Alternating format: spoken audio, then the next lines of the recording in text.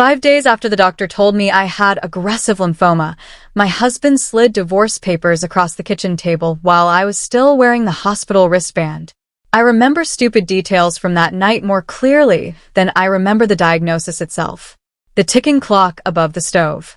The smell of burnt coffee sitting in the pot too long. The sound of Ryan's fingernails tapping the granite countertop while he waited for me to say something. It was March of 2019, cold enough in Fort Wayne that the windows still fogged around the edges. I'd just gotten home from Parkview Regional Medical Center. My oncologist had spent 40 minutes explaining treatment plans, chemo schedules, survival rates, insurance paperwork. By the end of it, my head felt packed with wet cement. I walked into my own kitchen hoping for comfort. Instead, I found a yellow legal pad, divorce papers, and my husband sitting there in a navy button-down looking irritated that dinner was running late. "You already talked to a lawyer?" I asked. Ryan folded his hands together. "Calm. Too calm." "Sarah," he said. "One round of chemo could wipe us out financially." I stared at him. 24 years of marriage, and that was his opening sentence. Not "how are you feeling?" Not "we'll figure it out." Just math. I pulled out a chair slowly because my legs suddenly felt weak in a way that had nothing to do with cancer. "I have insurance," I said. "You have private insurance," he corrected. "Your deductible alone is insane." He wasn't wrong. I owned a small interior design studio. Self-employed women like me didn't get those cushy corporate health plans. I paid almost $1,800 a month for coverage that still somehow found ways not to cover anything useful. But hearing him talk about my illness like it was a bad investment made my stomach turn. "I'm going to fight this," I said quietly. Ryan looked down for a second before meeting my eyes again. "I know you are." There wasn't even cruelty in his voice anymore. That was the strange part. He sounded tired. Detached. Like someone canceling a gym membership. Then he said the sentence I don't think I'll ever completely forget. "I'm not wasting my money or my best years watching somebody die slowly." Upstairs, I heard a floorboard creak. Ethan, our son, thought we didn't notice when he listened from the staircase. But parents always know. I looked toward the hallway. Ryan didn't even lower his voice. "Sarah, I'm 47 years old. I don't want to become a widower before I actually have to." For a second, I honestly wondered if the chemo had already started frying my brain. Nothing about the conversation felt real. I laughed once, not because anything was funny, more because my body didn't know what else to do. "You planned this before I got home, didn't you?" He didn't answer. That was answer enough. I stood up and grabbed my phone from the counter. My hands were shaking harder than I wanted him to see. The bank app loaded. Joint checking account balance, $3,214. I blinked. That account had almost $90,000 in it 3 days earlier. What the hell is this? Ryan exhaled sharply, annoyed now that we'd reached the messy part. I moved my portion before treatment starts eating through everything. My portion. It was the responsible thing to do. I scrolled again, hoping maybe I'd opened the wrong account. But there it was. Transfer after transfer after transfer. Then I saw the memo line on the final withdrawal. This should cover a few treatments. That hurt worse than the divorce papers. Not because of the money. Because 24 years together had apparently ended with my husband leaving me grocery money and a sarcastic note. I heard movement behind me. Ethan stood halfway down the stairs in sweatpants and one of my old college hoodies. His face looked pale. "Dad." Ryan closed his eyes briefly, like he'd hoped to avoid this part. "Ethan, honey, go upstairs." "No." His voice cracked on the word. I remember thinking he suddenly looked younger than 16, like the little boy who used to climb into my lap during thunderstorms. "Dad, Mom's sick." Ryan stood up abruptly. "And I'm supposed to destroy my entire future because of it?" The room went dead quiet after that. Ethan stared at his father like he'd never seen him before. Honestly, neither had I. 3 days later, Ryan moved into a downtown condo with a woman named Nicole. I met her once when she pulled into my driveway in a white Range Rover while I was dragging trash cans to the curb. Tall, expensive watch, sunglasses in October. She stepped out wearing heels on a gravel driveway, like it was a runway. "Hey," she said like we were old friends. Sorry things got messy. Then she added, You got to protect your energy in this life, right? Meanwhile, I had cancer cells trying to colonize my lymph nodes. I picked up the trash can and rolled it toward the garage. The chemo started 2 weeks later. That first treatment lasted almost 6 hours. You notice strange things sitting in oncology rooms. The silence. The blankets warmed fresh from hospital dryers. The way older married couples hold hands without speaking much. Across from me, a man in his 70s rubbed lotion onto his wife's cracked knuckles while they watched a game show together on mute. I kept pretending to read a home decor magazine because I couldn't handle the embarrassment of sitting there alone. Ethan waited the entire time in the parking garage because he was too young to sit in the infusion room. When I finally came out, nauseous and exhausted, he held up 2 Dunkin' cups. One's black coffee, he said carefully. The other one's hot water because Google said you shouldn't drink too much caffeine during chemo. That almost broke me right there. The months after that blurred together. Pills, insurance calls, vomiting at 2 in the morning, trying to keep my studio running between treatments. I forgot laundry in the washer, so long it smelled like mildew. I burned grilled cheese sandwiches because chemo brain made me wander off halfway through cooking. One afternoon, I tried making canned soup for Ethan and nearly threw up from the smell myself. Still made him finish homework at the kitchen table while I sat there sweating through my shirt. The hardest day came in August. I sold my grandmother's sewing machine. The one she'd left me when she passed, a beautiful old Singer that I'd kept in the studio for years. Never using it, just keeping it. I needed money for Ethan's school because Ryan had suddenly decided private school was an unnecessary expense. After the buyer drove away, I sat alone in the studio staring at the empty corner where it used to sit.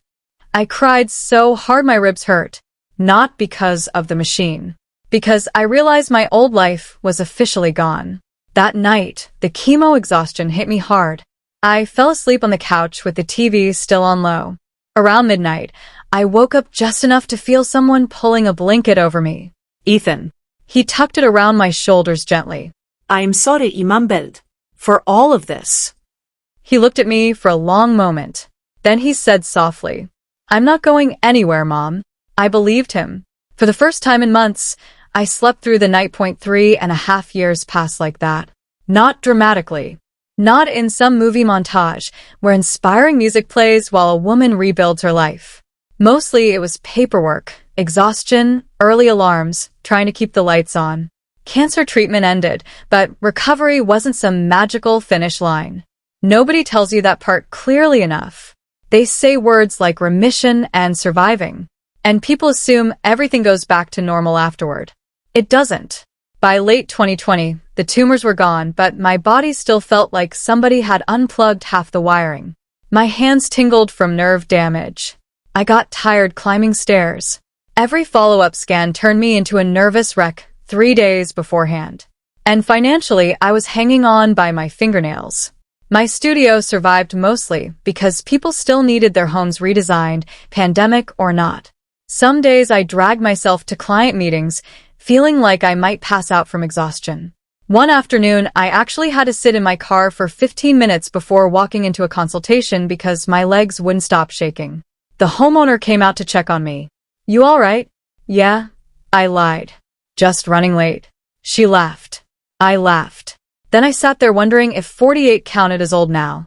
Ethan got me through most of it without realizing how much he was carrying. He developed this quiet habit during chemo follow-ups. Every scan day, he'd show up with coffee and something sugary, powdered donuts or cinnamon rolls from a little bakery near our neighborhood. Doctors can't give bad news while people are eating pastries, he'd say. That became our superstition. One winter morning, after a clean scan, he raised his coffee cup in the parking garage and said, Congratulations, you're still annoyingly alive. I laughed so hard I nearly spilled coffee on my coat. That boy saved me more times than he'll probably ever understand. There were ugly moments too. Steroids during treatment messed with my temper sometimes. One night, Ethan forgot to tell me he was staying late after debate practice, and I completely lost it when he walked through the door. I yelled, not screaming exactly, but louder than I should have. You can't just disappear for hours without answering your phone. He froze. I saw it immediately. That look kids get when they realize their parent is unraveling. Then he quietly said, "My phone died." The second the words left his mouth, I hated myself. I sat down at the kitchen table and rubbed my face with both hands. "I'm sorry," you whispered. Ethan walked over and hugged me anyway. That somehow made me feel worse.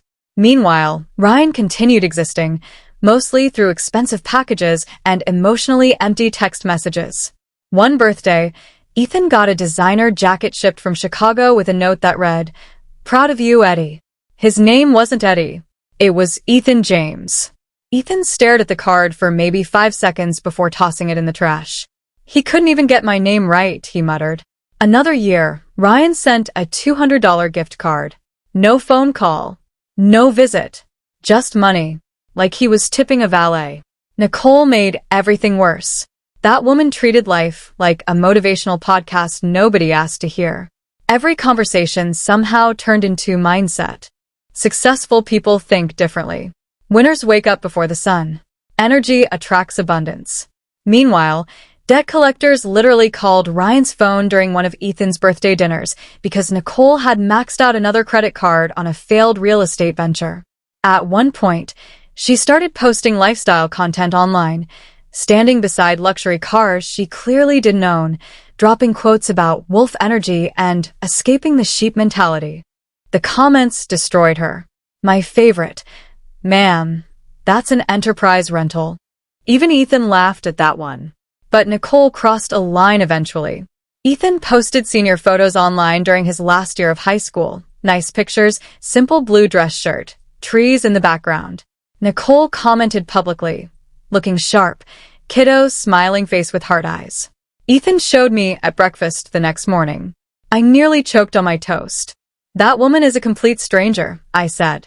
Ethan looked physically disgusted. Ryan defended her, of course. That's just how Nicole is. No. That's how adults act when they desperately need attention. By then, Ethan barely tolerated calls from his father. Still, he tried harder than Ryan ever did. That's the thing people don't understand about kids during divorce.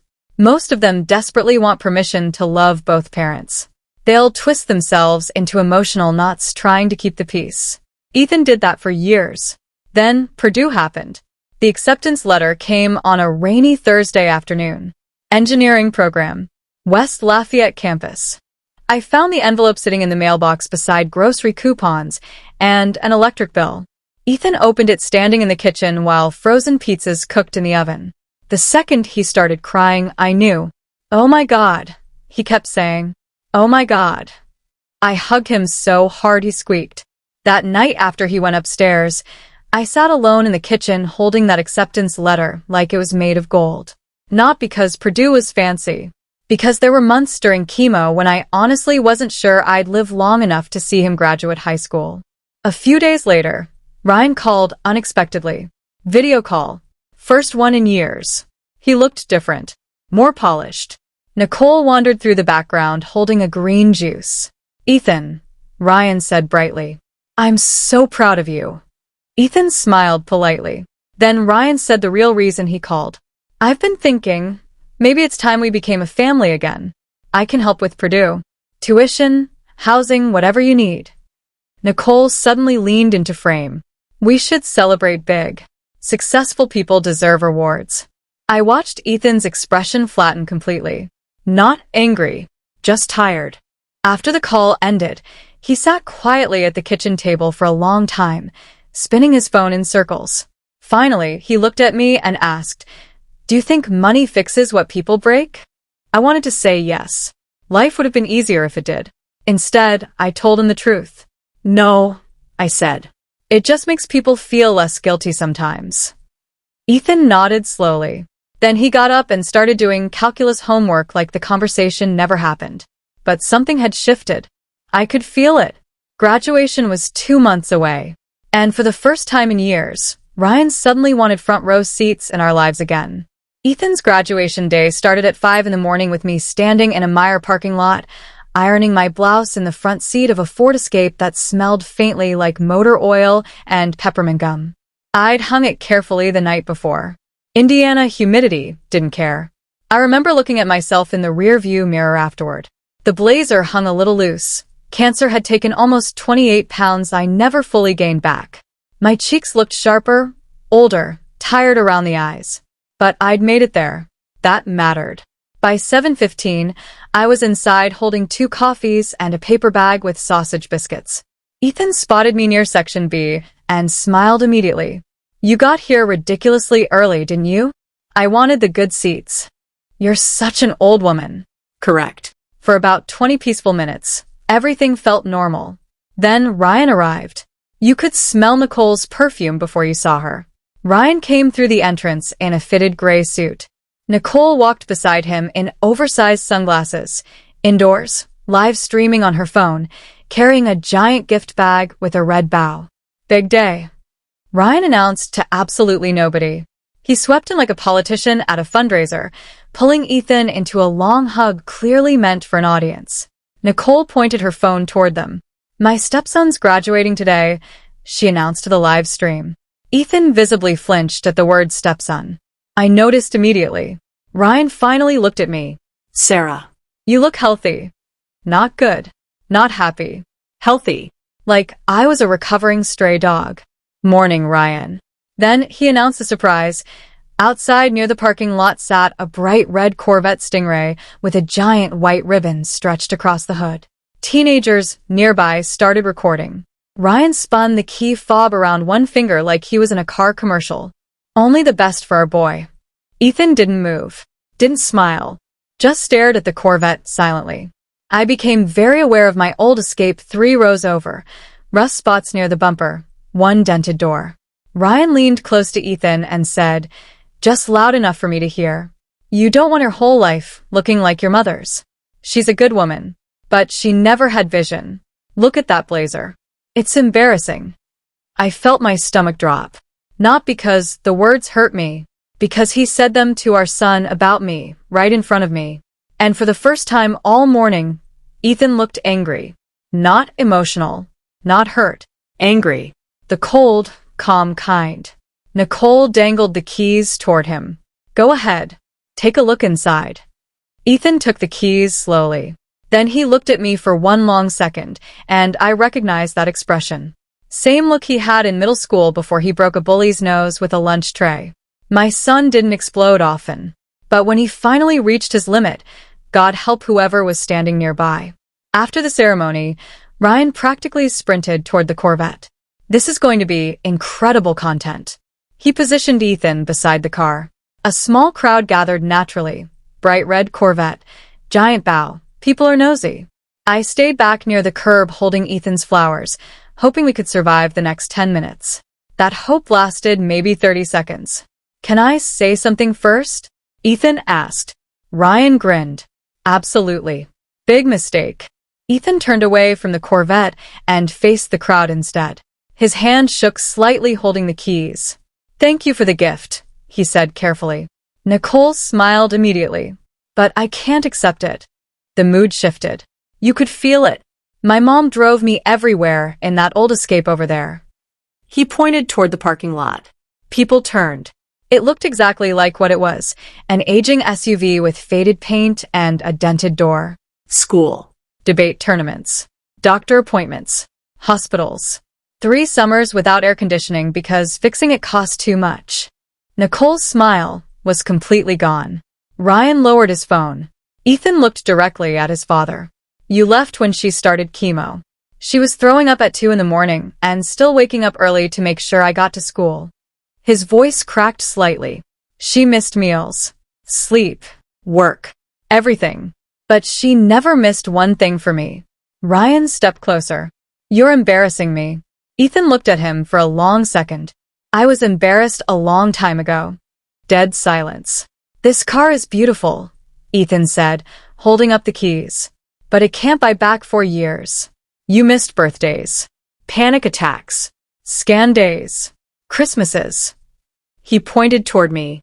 "She sold her grandmother's sewing machine, so I could stay in school." I looked down. I hadn't known he remembered that. Ryan tried to laugh. "Kid, come on. It's just a car." Ethan turned toward him. "Exactly. which makes it really weird that you thought it could replace being a parent. A couple of people nearby muttered, "Damn."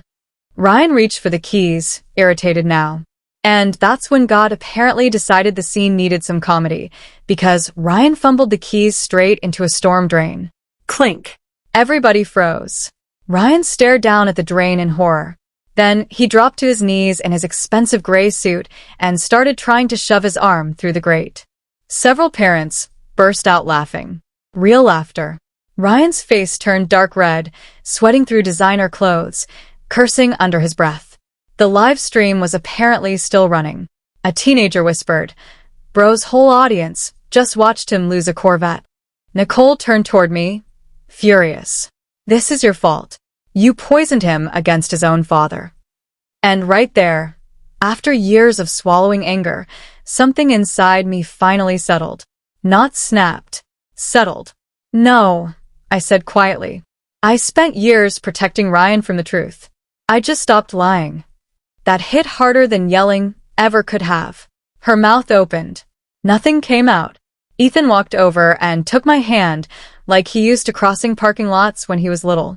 "Let's go home, Mom." We just kept walking toward that old Ford Escape baking in the Indiana heat. Neither of us looked back. And for the first time in years, I didn't feel ashamed of that car at all. Life just kept going after that. 3 days later, I was eating dry Cheerios at 6 in the morning while Ethan argued with the printer about dorm paperwork. That was my closure, apparently. Paperwork, laundry, Costco runs. Honestly, I preferred it that way. The night before Purdue move-in, Ethan stayed up until midnight labeling storage bins, randomly announcing things like, "College dorm mattresses probably contain diseases, and if my roommate owns a ukulele, I'm transferring." I laughed more that night than I had in months. After he finally went to sleep, I found little yellow post-it notes all over the house. Refrigerator, don't forget to eat breakfast sometimes. Coffee maker, use real filters this time, Mom.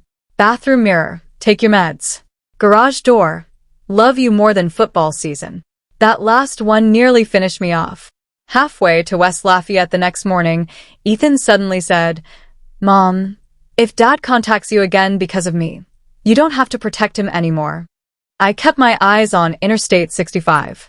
I wasn't protecting him. He gave me a look that clearly said, "You absolutely were." Maybe he was right. After we finished unpacking his dorm, we stood awkwardly beside his bed for a minute. Neither of us knew how to end it.